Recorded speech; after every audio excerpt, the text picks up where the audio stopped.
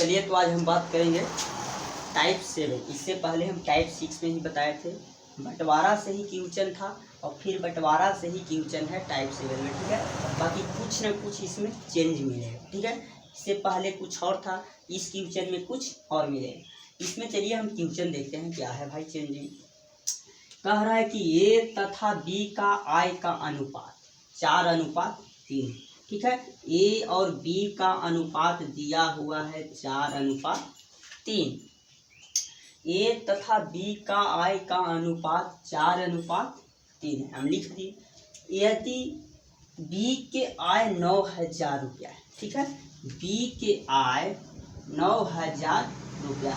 अभी निश्चित राशि में देखिए बी का दिया है, बाकी जबरी निश्चित राशि से पहले वाला क्वेश्चन में आपका निश्चित राशि में दिया था कुल 8,000 रुपया है, मैंने दोनों के मिलाकर दिया था 8,000। बाकी इसमें अभी चेंजिंग आ गया कि बी के आय 9,000 रुपया है, तो भाई बी के दिया है तो हम बी से न तुलना करेंगे।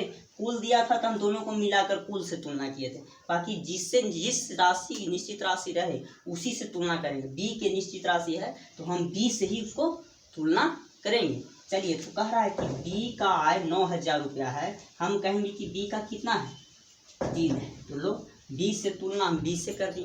अब जिससे पूछेगा, अब कह रहा है कि तो कुल आय ज्ञात कीजिए। अभी कुल ही पूछा है तो भाई कुल दोनों को मिला देंगे तो 4 और 3 7, बस कुल ज्ञात हो जाएगा। कट कुट कीजिए, आपका आंसर सामने रहेगा। देखिए काटते हैं, 3 तिहाई 9, 3,000 और 3,000 में 7 से गुना कीजिएगा तो आपको 21,000।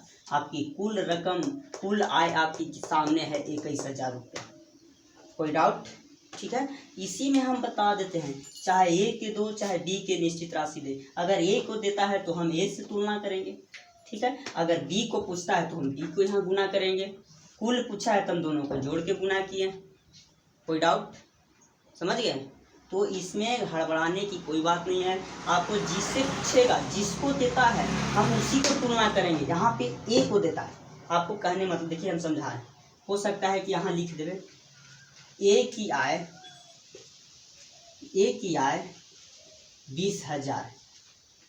अब देखिए ए की आय 20,000 रुपया है तो कुल आय ज्ञात कीजिए। तो हम देखिए ए की आय 20,000 लिख दिए बटा ए की इसमें कितना है 4 है, तो भाई ए की दिया है निश्चित राशि में तो हम ए से ही तुलना न करेंगे, हम 4 ए से ही तुलना किए। अब पूछा है कि कुल, तो 4 और 3 7, तो 4 पचे 20, 5,000 7 पचे 35,000 रुपया हो गया। कुल निकाल लिया। भाई जिससे पूछेगा, जिस राशि निश्चित राशि में दिया है उसी से तुलना हम करेंगे। ए का ही दिया है निश्चित राशि में तो हम ए से ही तुलना करेंगे, बी का ही दिया था तो हम बी से ही तुलना करेंगे। अब अगर कुल देगा तो हम कुल से ही तुलना करेंगे।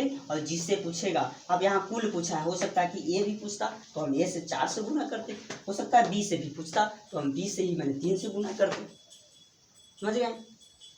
प्लीज समझ में आया? चलिए ठीक है। तो बस इसी तरह बनाते रहना है। आपको शॉर्ट ट्रिक एकदम सामने ही दिखेगा कैसे बनता है ट्रिक्स। धन्यवाद।